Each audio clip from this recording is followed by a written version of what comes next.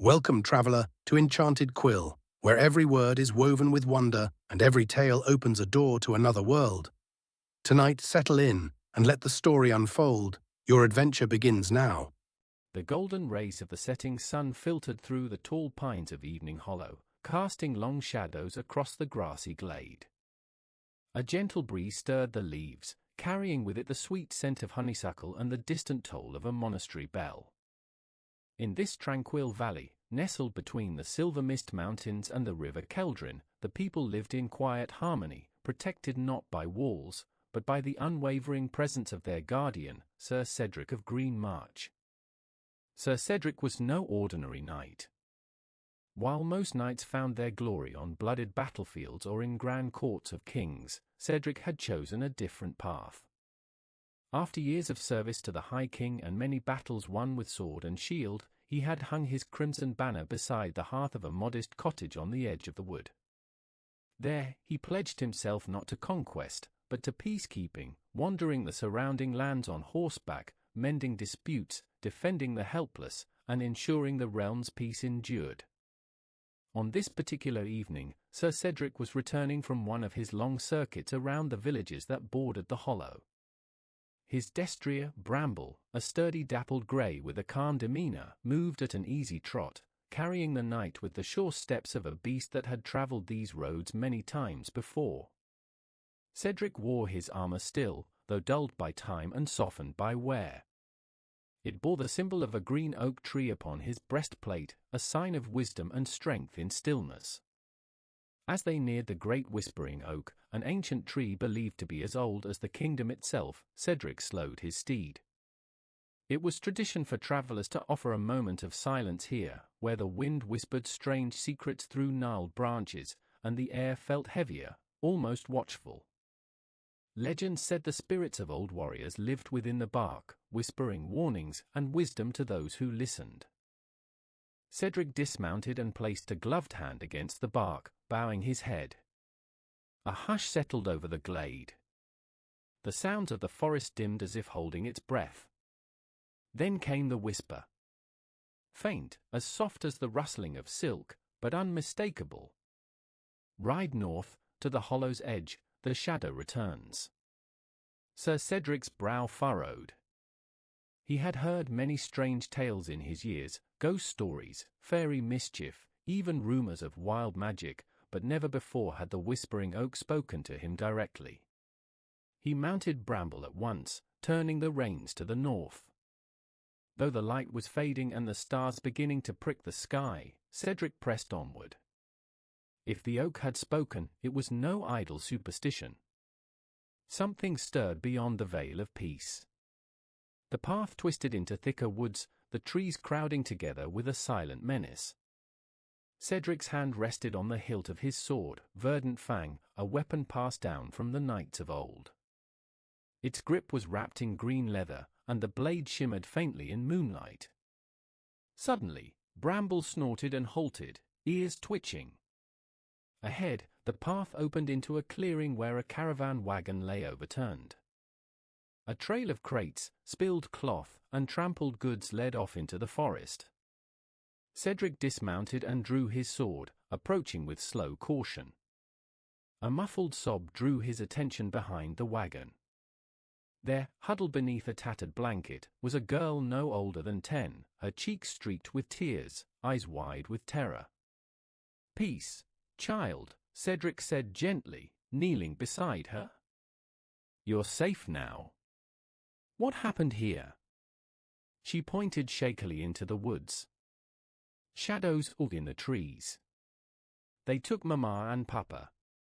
They weren't bandits, they didn't talk. Just moved like smoke. Took them away." Cedric's heart tightened. Smoke like attackers? Could it be old magic returning to these lands? He gave the girl water from his flask and secured her safely in the wagon's remains before slipping into the trees, guided only by moonlight and instinct. The forest was unnaturally quiet now.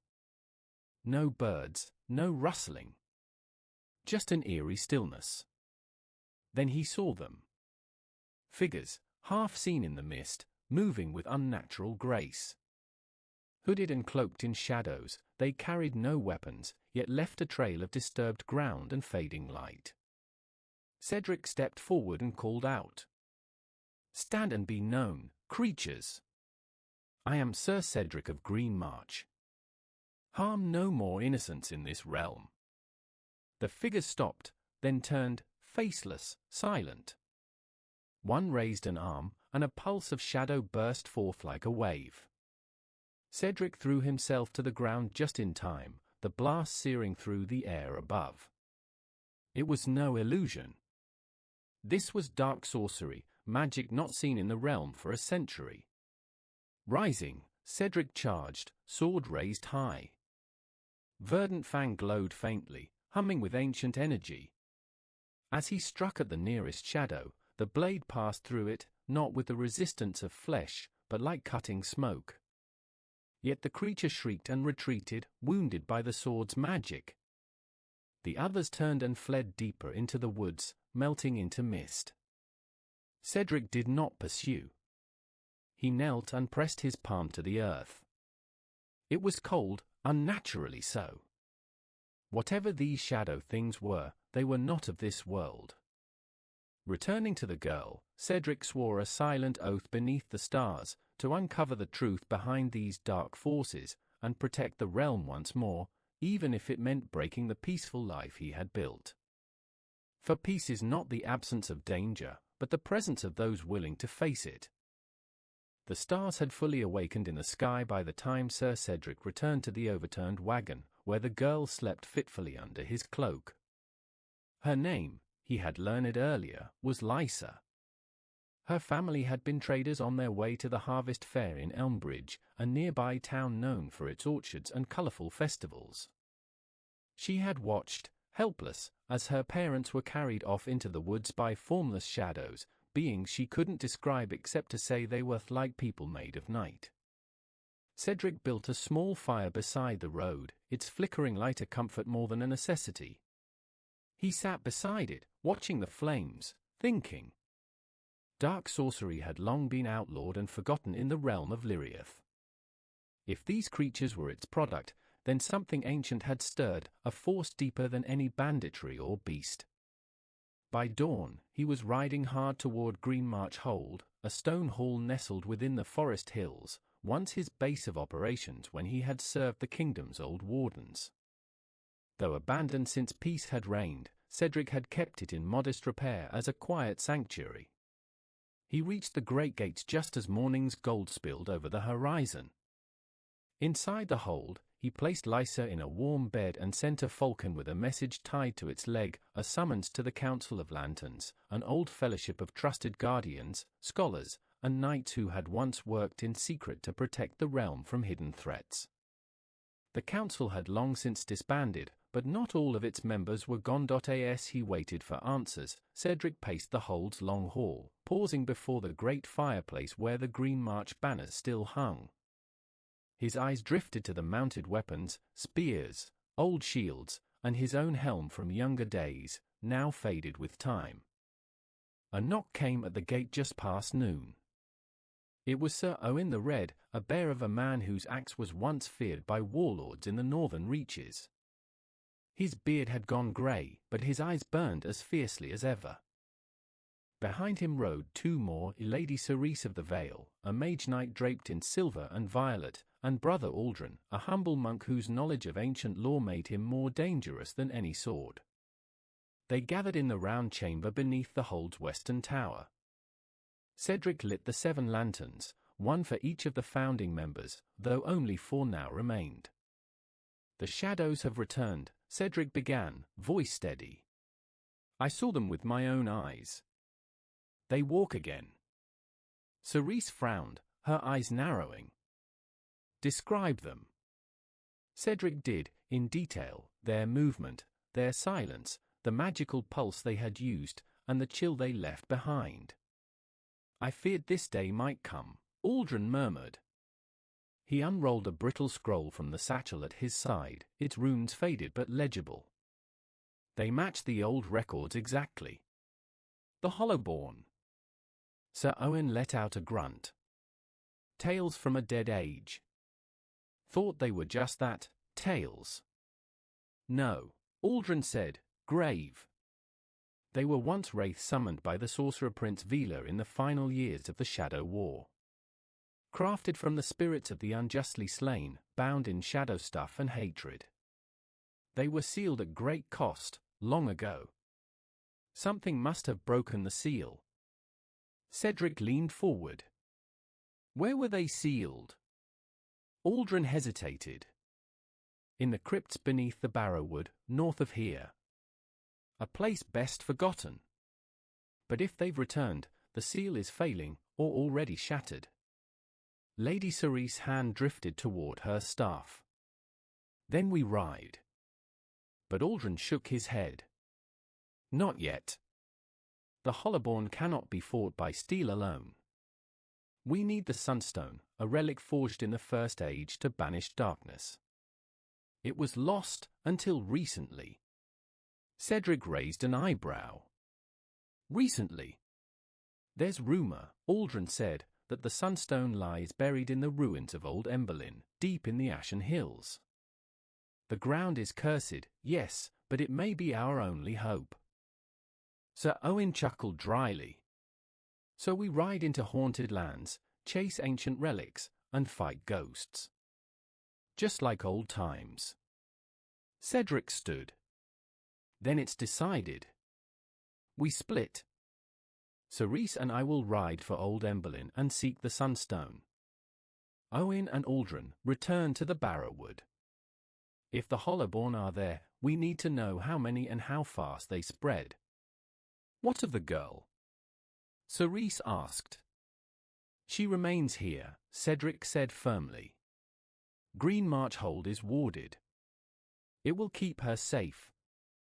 I have left a small garrison of trusted men to guard the keep. As the council departed, Cedric felt the old fire stir within him. He had not wielded purpose like this in years, and though his bones ached more than they once had, his spirit was resolute. By sundown, Cedric and Cerise were riding south through broken trails and stony hills, the land slowly turning to dust and ash beneath their horses' hooves. Thunderclouds rolled across the horizon, and lightning danced in the distance, warning of the storm to come. The road ahead would be perilous. But if the Hollowborn truly walked again, there would be no safe roads left. And so, beneath the canopy of a storm-dark sky, the knight and the mage rode toward the ruins of Emberlin, where fire and shadow had once clashed, and where the fate of the realm might be buried beneath stone and silence. Rain began to fall in soft sheets as the wind picked up, carrying the scent of sulfur and old fire. The Ashen Hills lived up to their name, a scorched wasteland of grey earth and jagged black rock that crunched beneath hooves like dry bone. Long ago, Emberlin had been a thriving fortress city, its towers rising proud against the northern sky. But when the Shadow War reached its peak, it was here that Prince Vila unleashed his greatest spell, a firestorm born of fury and shadow. The city had burned for 3 days and 3 nights. What remained now was rubble, ruin, and ruinous silence. Sir Cedric and Lady Cerise pressed on, cloaks drawn tight against the storm. Their horses, trained and enchanted for resilience, picked their way carefully through narrow canyons and collapsed roadways. Lightning flashed, illuminating the blackened skeletons of walls and arches buried beneath ash. Emberlin had been beautiful once. Now it felt like walking through the ghost of a dream. They made camp beneath the crumbled remains of what had once been a temple to the Light Wardens, the kingdom's ancient defenders. Though half the roof was gone, the walls offered shelter from the wind. Cedric unrolled his travel kit while Cerise lit a magical lantern that pulsed gently, casting a warm amber glow. No signs of life, she said, lowering her hood. Her silver hair glistened with rain. Not even scavengers. That's never a good omen. Dead lands rarely welcome guests, Cedric replied. He was inspecting a stone mural along one of the broken walls. It showed a knight holding a radiant gem, undoubtedly the Sunstone, aloft against a tide of darkness. But someone buried the stone here. That means there's a vault. A hidden place. Cerise studied the mural with narrowed eyes. The sunstone's power comes from light and fire, two things that don't last in places like this. If it still exists, it will be faint, hidden behind wards to protect it from decay and dark magic. Cedric nodded. And that's why I brought you. They began their search at dawn. Cerise used her magic to detect old enchantments, traces of warding spells, broken sigils, and fading glyphs etched in stone. They wove their way through hollow towers and silent courtyards, following the faint pulse of magic like a trail of breadcrumbs. At last, near the ruins of the royal citadel, Cerise stopped short. Here, she whispered. A circular courtyard lay before them, overgrown with black moss. At its center stood a stone disc marked with ancient runes, half buried in ash. The symbols glowed faintly in Cerise's presence. This is it. The vault. They cleared away the debris. Cerise knelt, whispered a spell, and the runes began to spin, glowing brighter. With a deep groan, the stone platform opened like a blooming flower, revealing a spiral staircase descending into darkness. Cedric went first, sword drawn, lantern in hand. The air grew colder with each step, the walls tightening around them like a tomb. At the bottom, they emerged into a wide chamber lined with stone columns and vaulted ceilings. In the center stood a pedestal, and upon it, a gem the size of a fist, glowing with a flickering golden light. The sunstone. Cerise gasped softly. It's real. Cedric approached cautiously. As he neared, a whisper rose from the walls, low, almost inaudible, like wind through a cave. Unworthy, unworthy, unworthy. The stone flared bright for a moment. Then, from the shadows, figures emerged. Not hollowborn, but wraith-bound, guardians left behind by the vault's ancient creators. They wore the armor of long-dead Emberlin knights, though their eyes burned with blue fire. They drew spectral blades and advanced without a word. Cedric raised his shield just in time to deflect the first blow. Steel clanged against ghostlight. He ducked and countered, verdant fangs slashing through the phantom armor. The wraith stumbled, dissolving into mist. But two more took its place. Cerise stepped forward, chanting under her breath. A burst of violet flame surged from her staff, carving a protective ring around them. "Get to the sunstone," she cried. Cedric nodded and charged. The ghosts tried to intercept him, but Cerise's magic held them at bay long enough. He reached the pedestal, reached out, and felt the heat of the sunstone pulse into his palm. It was like holding the sun itself. The chamber lit up with golden brilliance. The wraiths howled and recoiled. Their bodies shattered like glass, light searing through their forms. And then, silence. The vault trembled slightly, but held. The whispering faded. Only the hum of the sunstone remained. Cerise approached, wide-eyed. "It accepted you." Cedric looked down at the gem in his hand. "Then we were meant to find it." They returned to the surface under clearer skies.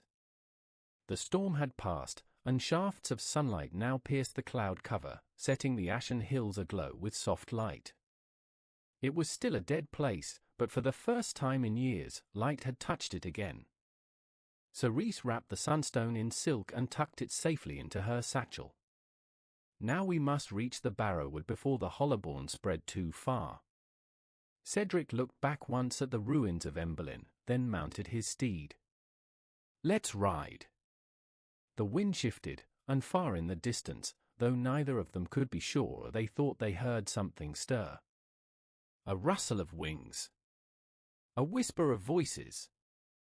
As if something deeper still waited beneath the ash, the Barrowwood was older than the kingdom itself. Its trees grew thick and tall, their bark covered in ancient moss, and their roots twisted like the gnarled hands of sleeping giants. No sunlight touched the forest floor, only a dim, green gloom lit the way, and even that felt borrowed. Beneath the canopy, the air was cold and damp, heavy with the scent of decay and something deeper, stranger, like the memory of forgotten things. Sir Owen and Brother Aldrin had been traveling the woods for a full day by the time they reached the edge of the stone circle, a sacred site built by the Druids of old. The stones were ringed in ivy, etched with runes too ancient for even Aldrin to fully translate. At the center of the ring stood a black stone monolith, taller than a man, and colder than ice. They were sealed here, Aldrin murmured, brushing dust from the carvings. I'd hoped the magic would have held longer. Nothing holds forever, Owen replied, adjusting the weight of his axe. Especially not with sorcery like this buried beneath it. They were not alone. The deeper they moved into the barrowwood, the more they felt it, the sense of being watched. Leaves rustled though there was no wind. The trees whispered, not with sound, but with presence. Once or twice, Owen thought he saw shapes moving just beyond the edges of his vision. Not animals. Not people. Just shapes. They reached the barrow gate just after nightfall. Hidden beneath the roots of a hill so large it looked like part of the forest, the gates were made of dark stone and bound with thick iron bands. Cracks had begun to spread through the iron, like veins of lightning. And from within, a faint mist seeped out, cold as death. They're escaping, Aldrin whispered. The seal is breaking faster than we thought. Then we should break it open and see what we're dealing with, Owen grunted, already unhooking his war axe. No. Aldrin grabbed his arm. We don't provoke what we don't understand. Not yet. Before they could argue further, the mist began to thicken. Then came the whispering. Soft at first, like wind in a tunnel. Then louder. Words, but not spoken with any tongue known to the realm. The shadows near the gate twisted, coalescing into Hollowborn. 3 of them emerged, drifting through the iron like smoke. Their forms were more defined now, tall, cloaked, with hollow eyes glowing a deep, icy blue. Their hands ended in long fingers that tapered into blackened claws. Their mouths did not move, but the whispering grew louder with their presence. Owen raised his axe. Talk later. Talk later, Aldrin agreed grimly. The Hollowborn moved fast, faster than any man should. One lunged at Owen, who blocked with the haft of his axe, then drove the blade through its torso. Though incorporeal, the Hollowborn shrieked in agony, and its form wavered. It was not immune to steel, but it resisted it, twisting around the blade like a shadow around a flame. A second Hollowborn darted toward Aldrin, claws raised. The monk drew a thin silver rod from his robe, muttering a prayer in the old tongue. The rod lit with blue fire, and as the creature reached him, Aldrin slammed the rod into its chest. There was a flash, a sound like breaking ice, and the shadow disintegrated into a puff of smoke. Owen shouted, bringing his axe down in a wide arc, driving the last Hollowborn to the earth. It vanished as soon as it hit the ground, but the mist remained. More would come. We can't stay here, Aldrin said, breathing hard. There are hundreds sealed inside. Maybe more. We need to hold the gate, Owen said. If they get past the barrowwood, they'll reach the towns. We don't hold it. We delay them, Aldrin said, pulling from his satchel a binding totem, a small wooden idol carved with runes and bound with twine. This will hold them, for a time. He placed it at the foot of the gate and began chanting in the first tongue. Light poured from the totem, spreading in a ring around the hill. As it took hold, the mist recoiled, and the whispers faded. The seal would not last long, but long enough for Cedric to return. When the spell ended, Aldrin collapsed to one knee. Owen lifted him with one arm. "You all right, scholar?" "I'll live," Aldrin said. "But we need reinforcements. Even with the sunstone, Cedric will need help to seal them again." Owen looked into the trees, where faint shapes still lingered in the darkness. "Then we send word to the other keeps. The old alliances. The Watchmen, the Riders, the Flame Keepers. If the Hollowborn are rising, the entire realm needs to wake up." Aldrin nodded, already writing messages on scrolls to be sent with the crows. "We'll need them all." Together, they climbed a nearby ridge overlooking the Barrow Gates, where they could watch and wait. The light of the totem pulsed like a beacon in the dark, holding back the tide, for now. And far below, behind the gate, the seals groaned once more. Sir Cedric and Lady Cerise rode hard through the narrow northern pass, the sunstone secured in Cerise's satchel, pulsing softly like a heartbeat. The road was rough and broken, hemmed in by towering cliffs and overgrown with creeping vines. By midday, they passed the standing stones of the High Watch, the lonely line of ancient obelisks that once marked the border between light and shadow. Cedric's thoughts were on the Hollowborn. On Lysa, still sleeping safely in Green March Hold. On Owen and Aldrin, waiting in the Barrow Wood. And on the growing dread that the realm's peace he had spent years protecting, was crumbling like dry parchment in the rain. They camped that night beside a stream. Cerise cooked a simple stew over the fire while Cedric polished verdant fang. The blade gleamed with a new intensity since touching the sunstone. "Do you feel it?" Cerise asked suddenly. Cedric looked up. "Feel what?" "The world pulling tighter," she said softly, stirring the pot. "As if everything, land, sky, breath, is bracing for something. Like the realm itself knows what's coming." Cedric nodded. "I've felt it since the oak whispered." "Then you understand," Cerise said, eyes fixed on the flames. "The Hollowborn are only the first storm. There's something beneath them. A deeper will." Cedric didn't answer. But in his heart, he feared she was right. They reached the old Firekeeper's monastery by dawn. It sat atop a low ridge overlooking the Blackfen marshes, surrounded by scorched fields and crumbling walls. Once, the Firekeepers were guardians of ancient flame, torchbearers who kept the sacred lights burning in the darkest corners of the realm. But after the Shadow War ended, their order dwindled. The monastery had been abandoned for nearly a decade. Or so they thought. As they approached, smoke curled from a chimney, and the faint ring of hammer on metal echoed through the mist. Cedric dismounted and approached the main hall cautiously, Cerise beside him. Inside, the great brazier in the center still burned, but weakly.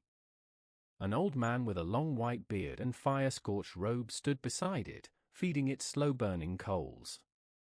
"I wondered when you'd come," he said without turning. "I dreamed of your faces 3 nights ago. A Knight of the Oak. A Mage of the Vale." Cedric stepped forward. "You are a Firekeeper." "I am the last," the old man replied. "My name is Garin. And I have been waiting for the Sunstone." Cerise's eyes narrowed. "How do you know about it?" "I saw its light in my dreams," Garin said, finally turning. His eyes were the color of embers. "And I saw what follows it. You must relight the Everburn flame before the Hollowborn spread." Cedric looked around. The once mighty braziers that lined the monastery's walls were cold, some broken, some half buried in rubble. "I thought the Everburn flame was just a myth," Cedric said. "All myths are born from truth," Garin said. "Long ago, it was the only fire that could hold back the shadows. It was lit by the first flame wardens. But now it sleeps." Cerise looked toward the main brazier. "You want us to reignite it with the Sunstone?" Garin nodded. The sunstone was made from a shard of the original flame. If it touches the brazier's heartstone, the fire will awaken again. Cedric looked to Cerise, who gave a silent nod. They approached the brazier. Cedric drew the sunstone from the satchel and stepped into the raised platform. The flames inside were weak and guttering. He lowered the stone gently into the center. Nothing happened. For a moment, all was still. Then, with a sound like thunder inhaling, the brazier erupted. Flames leapt high, golden and pure, rising to the ceiling. The fire was not hot, it was warm, calming, powerful. The very air seemed to breathe differently. Cedric stepped back, and the sunstone floated at the heart of the fire, pulsing with radiant energy. The other braziers along the hall flickered to life, one by one, relit by some ancient enchantment. Cerise's voice was hushed. "It's beautiful. It's hope," Garen said. "A flame that cannot be extinguished by shadow." But even as the fire grew, the wind outside howled. The front doors burst open. Hollowborn. 6 of them, drawn by the sunstone's light, stormed into the monastery. Their limbs were longer than before. Their cloaks torn, their eyes brighter. They hissed as they saw the flame. Cedric stepped between them and the brazier. "You'll not take it." The Hollowborn struck first. Shadows lanced toward him like spears. Cedric raised his shield, blocking the blast, then countered with verdant fang. The blade sang with light, and each strike cut deeper than steel ever could. Cerise unleashed waves of fire and wind, her staff glowing in rhythm with the everburn flame. The Hollowborn shrieked, stumbling back, but not fleeing. Garen, despite his age, joined the fray. He wielded a long ceremonial torch, the flame at its tip white-hot. He moved like a man decades younger, striking shadows with swift arcs of burning light. But the Hollowborn were relentless. 2 of them surged past Cedric, claws outstretched, leaping for the brazier. Cerise spun, casting a binding spell. Runes wrapped the 2 like chains, yanking them to the ground. Another Hollowborn lunged at Garen. It struck him across the chest. He fell to his knees, blood staining his robes. "No!" Cedric roared, cutting the creature down in a single stroke. The remaining Hollowborn, sensing defeat, vanished into black mist, fleeing into the hills. Cedric knelt beside Garen. "I'm not afraid," the old man whispered, smiling faintly. "The flame is lit, it will guide them home." Then he was still. Cerise placed a hand on Cedric's shoulder. He fulfilled his oath. Cedric nodded. "So must we." They left the monastery that night, the everburn flame blazing behind them like a beacon in the storm. The sunstone was stronger now, infused with new power. But the Hollowborn were evolving, and the enemy behind them remained hidden. Still, for the first time in many days, the fire burned. And as they rode back toward the Barrowwood, Cedric whispered to himself the words of an old oath. No night without fire. No dark without blade. No fear while breath remains. The Barrowwood had changed. When Cedric and Cerise reached its edge 3 nights later, the trees stood unnaturally still. The wind no longer stirred the branches. The birds were silent. Even the light of the moon above seemed dimmer, as if the forest itself drank in every flicker of hope. The sunstone pulsed in Cerise's satchel like a beating heart, faintly resisting the heavy gloom. They found Sir Owen and Brother Aldrin waiting on a ridgeline above the Barrow gates. The totem's protective light still held, but it was flickering now, like a candle in a storm. "We were beginning to think the Hollowborn took you," Owen grunted, rising from a rock where he'd been sharpening his axe. "They tried," Cedric said, clasping the warrior's arm. "But we've brought the fire back. Aldrin's tired eyes widened as Cerise opened the satchel, revealing the sunstone glowing with renewed intensity. You lit the Everburn flame. It burns again, she confirmed. We must use the sunstone to seal the Hollowborn, and find what lies beneath them. Garen believed the flame could reach deeper than magic alone. Good, Aldrin said. Because the seal on the crypts has almost failed. And something else is waking beneath them. They descended through the forest, every step feeling like trespass. The barrow gates now pulsed with shadow. Mist seeped from the cracks like breath from a sleeping giant.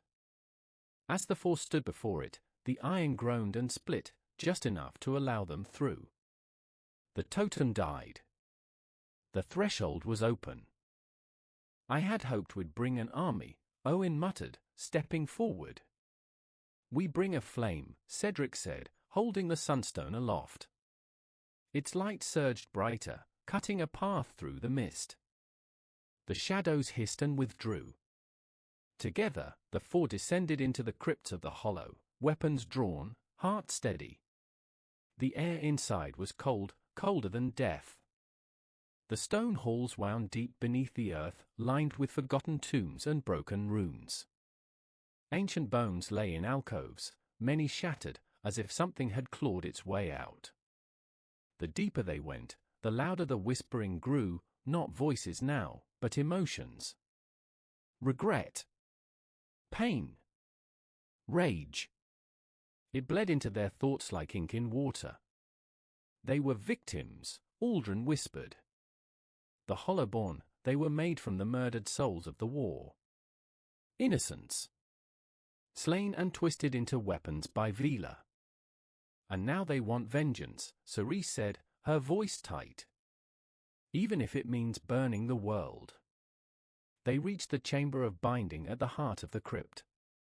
It was a vast, circular hall with a ceiling that rose like the inside of a dome, supported by thick stone pillars. Chains of old magic crisscrossed the space, glowing faintly, though many were broken. At the center stood a well of darkness, swirling like ink. A pit of shadow, the Hollowborn stood in a ring around it, dozens of them. Their eyes glowed like blue stars. Their forms were more defined now, half men, half shadow, with the remnants of armor and tattered banners from ancient times. But none moved. They were waiting. Can we seal them again?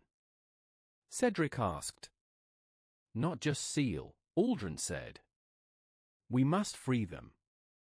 The Hollowborn are not merely enemies. They are trapped souls. If we destroy the core, the well, they can be released. And if we fail? Owen asked. Cerise answered. Then the pit will consume us. And all of Lyriath after. They approached the well slowly, the sunstone held high. The Hollowborn parted without a sound, forming a path. As they neared the pit, Cedric saw faces in the shadow, men, women, even children. Some wept. Others stared with hollow eyes. Not monsters. Victims. I see them, Cedric murmured. They are still human. He stepped to the edge, the sunstone above his head, its light pulsing in rhythm with the darkness below. And then the pit screamed. From it rose a figure, not Hollowborn, but something older. Vila's shade, the last echo of the sorcerer prince who created the Hollowborn centuries ago. He was tall and draped in robes of shadow and gold, his face a skull with a crown of bone. His voice was like wind over broken glass. You would free them, he asked. You would undo my vengeance. Cedric stood firm. Your vengeance has burned long enough. It ends here. Vila raised his hand, and the shadows surged. The room exploded in motion. Owen charged the shade with a roar, his axe glowing from an enchantment Cerise had laid before entering. He struck the creature with enough force to shatter stone, but Vila's form split like smoke, then reformed behind him, slashing with talon-like fingers. Owen staggered, blood on his cheek. Cerise unleashed fire, light, and lightning, weaving spells faster than Cedric had ever seen. The Hollowborn flinched but did not fight. They stood still, watching. "He controls them," Aldrin shouted. "They can't move unless he commands it." "Then sever his hold," Cedric shouted. He dove forward, slashing at the shadowy tendrils binding Vila to the well. Verdant Fang glowed brightly, cutting through the dark like a blade of sunlight. The tendrils hissed and recoiled. Vila screamed and turned his full wrath on Cedric. Shadows enveloped him, pulling at his limbs, whispering lies in his ears. But Cedric clutched the sunstone, and its light flared outward in a blinding wave. The shadow screamed in agony. Cerise chanted the old words, drawing a sigil in fire around the well. Aldrin joined her, stabilizing the spell. Together, they created a circle of truth, one that would free the souls, not trap them.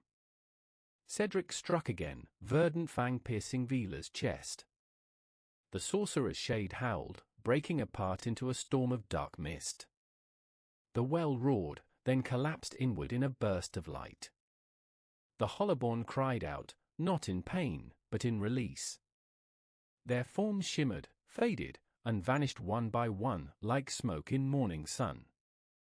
When silence returned, only the four of them remained. The pit was gone. The crypts were empty. The Hollowborn were free. Cedric sank to one knee, breath ragged, eyes wet. He felt the weight of centuries lift, not just from the earth, but from his soul. "It's over," Aldrin said softly. "For now," Cerise replied, ever watchful. "But the realm must learn from this." They emerged from the barrowwood at dawn, the forest brighter than it had been in years. Birds had returned. Light filtered through the trees. Life had taken root again. But Cedric knew peace must be guarded. And not all evils were buried forever. The Hollowborn were gone. The whispers had ceased. The pit in the crypts lay sealed, and the barrowwood breathed again. Sunlight touched places that had not seen its warmth in centuries, and for the first time in many years, the forest was quiet, not the silence of fear, but of peace. Yet Sir Cedric felt no celebration in his heart. They had freed the Hollowborn, yes. Released the trapped souls from Vila's grasp. But that victory had come at a price, and deep in his chest, he knew that something darker still lingered beyond the veil of this hard-won light. The four companions rested a single day at Green March Hold. Lysa, the orphan girl, had grown stronger in Cedric's absence. She had made friends with the garrison hounds and kept herself busy by organizing food stores and sweeping the steps like a miniature steward. Her resilience gave Cedric hope and a reminder of what he fought for. That night, they held a quiet vigil in the chapel hall. The brazier burned with flame drawn from the Everburn, and each of them lit a candle for the fallen. For Garin, the last fire keeper. For the Hollowborn. And for those whose names had been lost to time. As the candles flickered, Aldrin spoke. The Hollowborn were the first to rise, but not the only ones who slumber beneath this land. The magic that once held them back was ancient and fraying.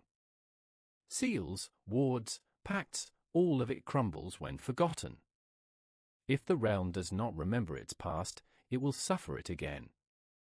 "We can't watch every old crypt," Owen said, though not unkindly. "We're few, and the shadows are many." "Then we rebuild the Council of Lanterns," Cedric said. "Not in secret this time. Openly. Boldly. We find those willing to protect what's left of the light, and we pass on what we've learned." Cerise nodded. "Wisdom is the fire that never dies. But someone must keep it burning." "I will," Cedric said. "If the realm will have me again." He looked out the window of the chapel, to the hills beyond the forest. In the distance, villages stirred. Smoke rose from chimneys. Life resumed. But as the wind shifted, carrying the scent of ash from the south, Cedric frowned. The ashen hills. They were burning again. By morning, the four had mounted up, riding south in haste. The road to Emberlin passed through the lowlands, where streams fed into rivers and farmland once sprawled in golden fields. Now, smoke hung heavy on the air, and the rivers ran black with soot. When they reached the ridge above the ruined city, they saw flames licking through the rubble. But it was not natural fire. It moved against the wind. And it hissed with voices. The ashes of Emberlin were rising. Cerise narrowed her eyes. Something woke them. Vila's shadow is gone, Cedric said. So who commands them now? Owen grunted. Maybe something older. They dismounted and approached cautiously. The fire writhed like a living thing, moving through the city as though searching for something. A column of scorched earth had been torn open near the old throne hall, and from within rose a figure unlike any they had seen. Not shadow. Not flame. But both. A wraith made of cinders, tall and crowned with fire. It wore no armor. Its body was shaped like a man, but its face burned endlessly, featureless and bright. Aldrin gasped. That's not Vila's magic. That's primordial. Predates the kingdom. Predates man. Cedric stepped forward, shield raised. Then we find its name. The figure turned toward them. It spoke in a voice like burning forests. You unbound the seals. You woke me. Cedric frowned. Who are you? I am the flame that was forgotten. The fire before fire. The ember that Vila stole. It raised its hand, and the ground beneath them cracked. The flame spread in veins through the stone, moving toward the forest. Cedric gritted his teeth. You mean to finish what Vila began? He was a thief. I am the truth. I do not want. I only burn. Cerise hurled a bolt of fire. It struck the figure but merely passed through it. The wraith did not flinch. Instead, it raised a burning arm and sent a wave of molten air across the square. The four were thrown back. Cedric rolled to his feet, drawing verdant fang. The blade shimmered with sunstone light, now fused with the everburn flame. He charged, shield raised. The blade struck true. And the wraith recoiled. It screamed, not in pain, but recognition. The light of the sunstone hurt it. Cedric pressed the attack, slicing again, pushing the being back toward the pit from which it came. But it did not fall. Instead, it hissed, and flame poured from its form like lava. It blasted the ridge above the city, carving a path toward the valley. Toward the villages. Toward the forests. Toward Lysa. Cerise shouted, casting a warding circle. We can't hold it here. Then we delay it. Owen roared, hurling a heavy javelin at the creature's head. It staggered. Cedric turned to Aldrin. Find its name. We need its name. Aldrin dug through his satchel, flipping through ancient scrolls, eyes darting. Then he stopped. A name lost to flame, he whispered. Of course. He stood, raised his voice, and spoke in the first tongue. Ulrath Keen. The fire that betrayed itself. The wraith froze. For a moment, the fire dimmed. Cedric felt it, hesitation. Recognition. A wound. Ulrath Keen. Aldrin shouted again. You are known. You are bound by name. Cedric lunged. The sunstone blazed. Verdant fang struck deep. The wraith burst apart in a fiery explosion, ashes spiraling into the sky. When the flames cleared, only scorched earth remained. But the fire had not died, it had retreated. Back into the deep earth. Back into the old wounds. Cedric staggered, breathing hard. "This isn't over," Cerise said quietly. "We've scattered it. Not destroyed it." "We need allies," Cedric said. "More than 4 riders." He turned to the others. "It's time to ride to the high cities. Time to awaken the nobles. The archmages. The flamebearers. If the old fires rise again, we must be ready." The Council of Lanterns had been reborn in secret. Now it must burn in full view. A week passed in swift, grim preparation. Sir Cedric stood atop the watchtower of Green March Hold, his cloak billowing in the high wind as he stared out over the valley. The Everburn flame flickered in its ceremonial brazier below, its golden fire now spread to every corner of the keep. At night, the flame could be seen for miles, a signal, a warning, a vow the Hollowborn were gone. Vila's shade was destroyed. But now something older, more primal, had stirred. Ulrath Keen. The fire before fire. The betrayed flame. The name lingered like smoke on Cedric's tongue. Down in the courtyard, a dozen new faces worked to rebuild Green March. Blacksmiths reforged weapons long left to rust. Mags from the distant spires of Kedwin arrived in pairs, bearing scrolls and relics of forgotten times. Scouts returned with maps marked in ash and strange symbols, places where fires had erupted without cause. Places where the land itself whispered. Cedric turned as hoofbeats echoed through the inner gate. Lady Cerise rode in, flanked by a line of new recruits, young knights, spellcasters, wardens, and rangers. Among them were men and women from all walks of the realm, a former mercenary from the Storm Coast, a quiet flamecaller from the Eastern Reach, a grim-faced noblewoman whose house crest bore a wolf surrounded by stars. "The first wave," Cerise said, dismounting beside Cedric. The summons worked. Word is spreading. Some still think us mad, but most remember the Hollowborn and the fire above Emberlin. Cedric looked at the gathering. The lantern symbol, once worn in secret, was now stitched proudly on cloaks and shields. A glowing lantern, lit by golden thread, often with flames dancing above it. The emblem of a reformed order. "They answered," he murmured. "They remember what it means to be afraid of the dark," Cerise said. "Now they want to fight it."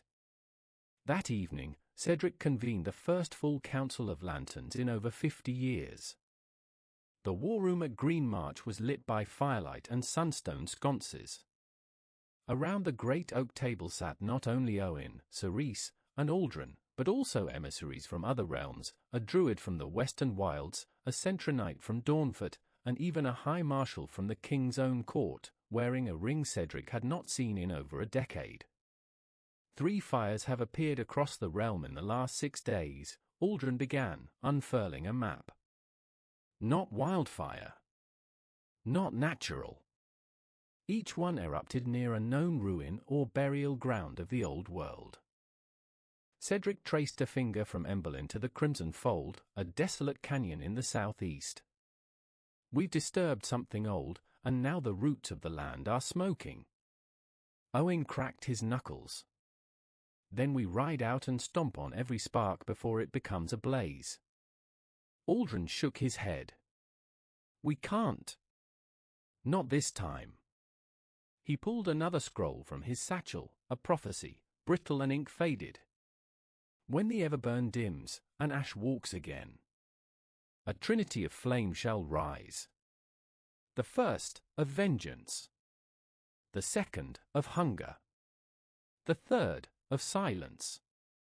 "We've seen the first," Cerise said. "Vila's wrath, and now Ulrath Keen." That's two. No, Aldrin corrected softly. Ulrath was the first. The original flame, twisted into wrath. Vila merely stole from him. The second flame is yet to come. Owen sat forward. And what's the third? Silence. Aldrin's brow furrowed. I don't know. Nothing I've read explains it. Only that if all three awaken, the world's hearth, the core flame beneath the realm, will be snuffed out. And what happens if that goes out? Someone asked. Cerise's voice was low. The sun won't rise again. A heavy silence filled the hall. Finally, Cedric spoke. Then we ride to the fold. We find the second flame. We stop it. One of the new knights, a young man named Corin, cleared his throat. Sir Cedric, there's a complication. A rider arrived this morning from the King's Court. The Crown has ordered you summoned to Kaya Thorn. The High Council wants answers. They think you're gathering a private army. Cedric didn't move. They're not wrong. Then will you go? Yes, he said. But not to explain. To warn. The next morning, Cedric, Cerise, and Aldrin set out for Kaya Thorn. The journey took 3 days, through hills and rivers still choked with ash from Emberlin's fire. The capital rose ahead like a crown of white stone, its towers sharp against the sky. Banners flew in the morning breeze, red and gold lions rampant. The gatekeepers knew Cedric by name, and bowed low as they passed. Inside the high hall, King Darius met them on the throne dais. The monarch was older than Cedric remembered, grey-bearded, with weary eyes, but still sharp, still steady. Around him stood the high nobles, suspicious and stiff, their gazes wary. Cedric bowed. Your Majesty. You come uninvited, with an army behind you, said a nobleman with a crooked nose, Lord Greven of High Mere. You reignite old oaths and stir forgotten wars. You owe the crown an explanation. Cedric stepped forward. I owe the crown a warning. He told them of the Hollowborn, of Vila's shade, and the rising of Ulrath Keen. Of the Everburn flame, the Barrowwood, and the coming of a second fire. Peace is ending, he said. Not because we seek war, but because the world is remembering it. There was silence. Then King Darius stood. I believe him, the king said. I have seen the signs. I have felt the change. This is no rebellion. This is a reckoning. Lord Greven scowled. And what shall we do? Send banners against fire? Steel against ghosts? No, said the king. We send lanterns. He turned to Cedric. The crown will back your counsel. You will ride with royal sanction. And I will send emissaries to every corner of the realm. If the world is to burn, let us be the ones who light the fire of resistance. Cedric bowed again, but this time, with a flicker of something rare, hope. As they left the city, Aldrin whispered, the last time the king gave such an order was at the dawn of the Shadow War. Cerise smiled grimly. Then we've come full circle. That night, beneath the stars, Cedric wrote in his journal by firelight. We are no longer alone. The realm has awakened. The first flame rises again. But as he closed the book, he noticed something strange. The flames of their campfire flickered sideways, no wind, no breeze. And from the hills beyond, a sound echoed. Not the howl of wolves. Not the rustle of trees. But a hum. Low.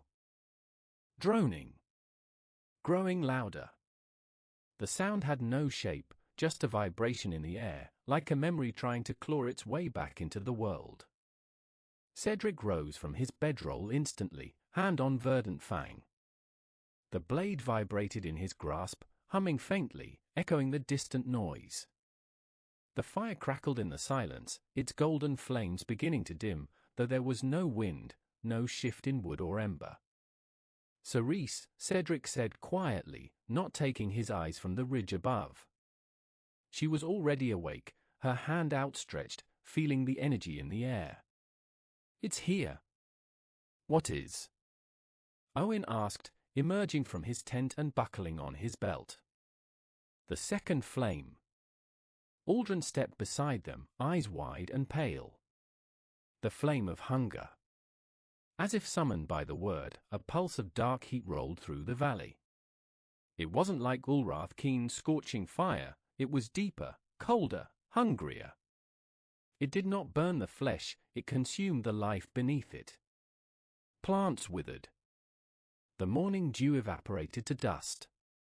Trees did not catch fire, they simply ceased to live. A shape appeared on the ridge above. It walked like a man but had no face. Its body shimmered like molten wax, pulsing and shifting with every step. Beneath its translucent flesh burned an orange light, and within that, shapes, like teeth or blades, spun in slow, writhing patterns. "It feeds," Aldrin said, breath-catching. "It eats life, not fire. This one doesn't burn to destroy, it devours to become." Cedric stepped forward. "Are you the second flame?" The creature's voice wasn't sound, it was felt. It rang in their bones, behind their eyes. "I am Caldrith. The flame of endless hunger. I am the starving root beneath your forests. I am the fire that does not die, because I consume what is. And you are kindling." The wind died. Then the ground moved. Not shook, moved. From behind Caldrith, shapes emerged, scorched, limping husks of animals, humans, and trees. They weren't burned, they were hollow, their life leached. They stumbled toward Cedric's camp, guided not by rage like the Hollowborn, but by something worse, instinctual, endless need. Cerise's voice was firm. "Lanterns, form a ring.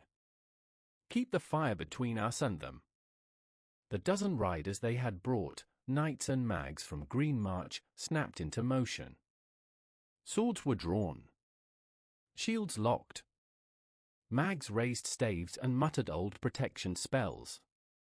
A ring of light flared around the camp as they activated lantern wards, but even those began to flicker under Caldrith's gaze. Cedric turned to Aldrin. "How do we stop a flame that eats magic itself?" Aldrin clutched the sunstone, which glowed only faintly in his hands. "It's resisting. I don't think it can destroy the sunstone, but it's dampening its reach. If we want to banish it, we need a stronger focus. Something it can't consume." Cerise's eyes widened. "Not fire. Not magic. Something living. Something willing." The implication landed heavy. "No," Cedric said immediately. "We're not sacrificing someone." "Not a person," Cerise said. "But maybe a bond." She turned to the earth, and in a whisper of the old tongue, summoned a small tree to sprout from the dead soil. It grew quickly, a sapling born of her life magic, pulsing with light. But as Caldrith approached, even that began to wither. Cedric realized then, the creature could not simply be defeated, it had to be bound. "Draw it in," he said.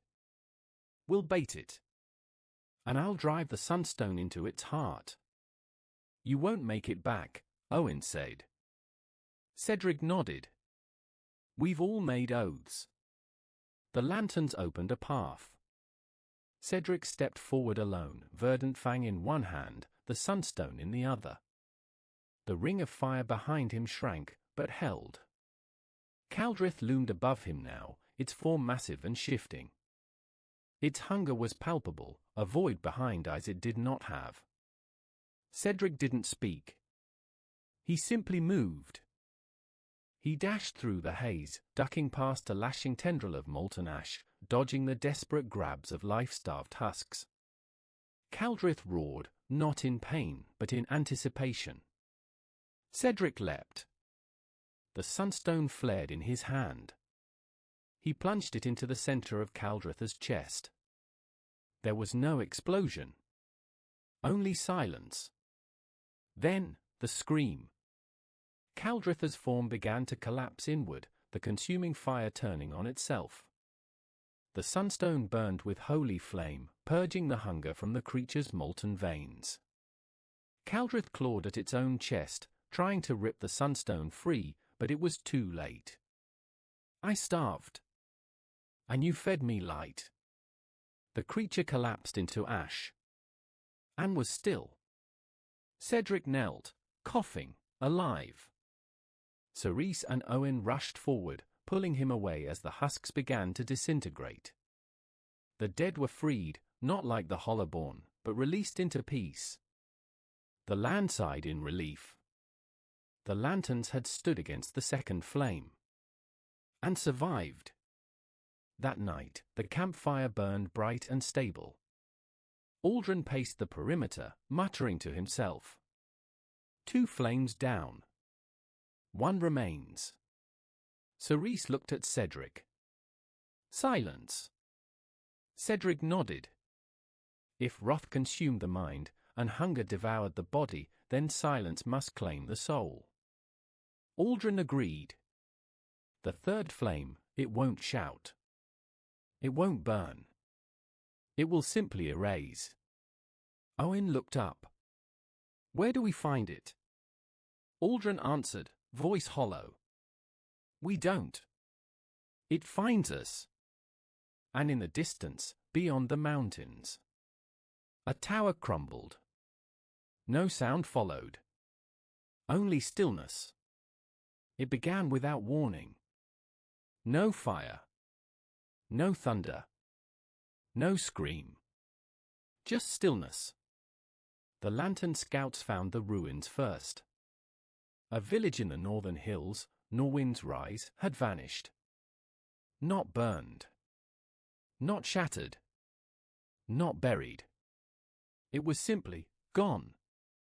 Where once there were cottages, fields, a mill, now there was nothing. Not even ashes. Only a smooth patch of white-grey stone, as if the land itself had been erased. Cedric stood at the edge of the blank ground, verdant fang heavy in his hand, the sunstone silent in its scabbard. No wind stirred. No bird sang. He crouched low and pressed a gloved hand to the stone. It was cold, not from temperature, but from absence. Like touching an echo that hadn't been made yet. Cerise stepped up beside him. This is it. The last flame. The one we feared. Aldrin, gaunt and grim, unrolled a weather-worn scroll. The flame of silence. The unspoken fire. The scriptures say it was never lit by hands or willed by voices. It exists only where memory fails. Where oaths are broken. Where love is forgotten. It burns not what is, but what was. Owen spit into the grass. So we can't fight it. Cedric rose. We must. But not with fire. Not with steel. He turned to Cerise. You said once that wisdom is the fire that never dies. She nodded slowly.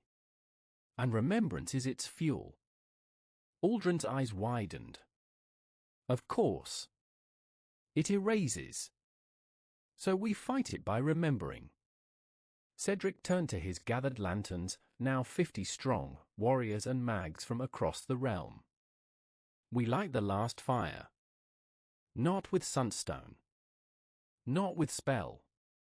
But with truth. They marched to Hollow Star Keep, the highest tower in the realm. Long abandoned, it once served as a beacon for travelers crossing the lost kingdom of Erelai. It was built from starstone and memory, carved with the names of those who once defended the old world. If any place could hold back the unspoken fire, it was here. They arrived at dusk. The silence followed. Not the silence of night, but the void that eats even sound. Their boots echoed too loudly. Their words felt distant even as they left their mouths. The trees around the keep faded into grey outlines. The flame of silence was drawing near. Cerise climbed the tower's top spire. From there, she could see it, the approach of nothingness. A wave of unmaking, smooth and gliding. Trees blinked out of existence like forgotten dreams. Hills unraveled. We light this tower not to blind the enemy, but to remember ourselves. Speak your names. Speak your oaths. Speak the names of the fallen. Speak until the silence has no room to enter. And so they did. One by one, the lanterns stood and spoke. I am Mara of High Vale. I watched my brother die to the Hollowborn.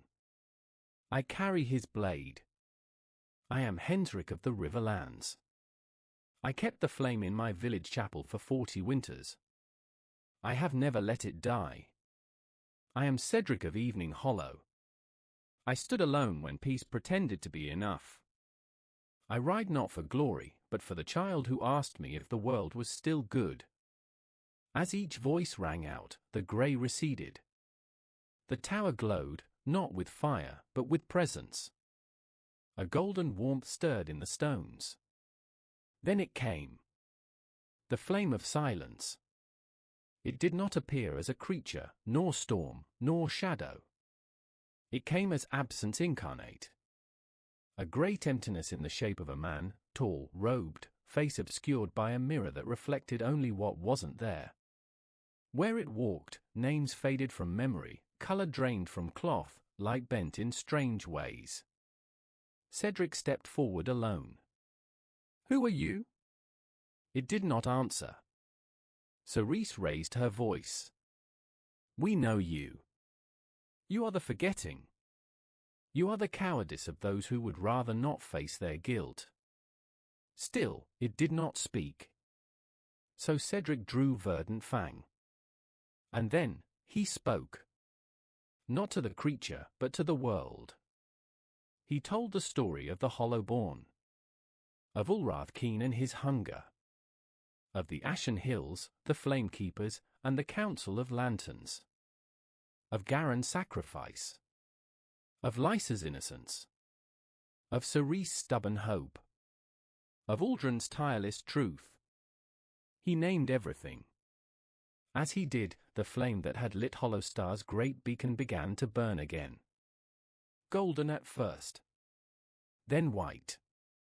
Then brighter than the sun. The flame of silence recoiled. For the first time, it flinched. And in its place, voices began to rise from the land. Not screams. Not chants. But songs. This comes in silence. The light remembers. The end.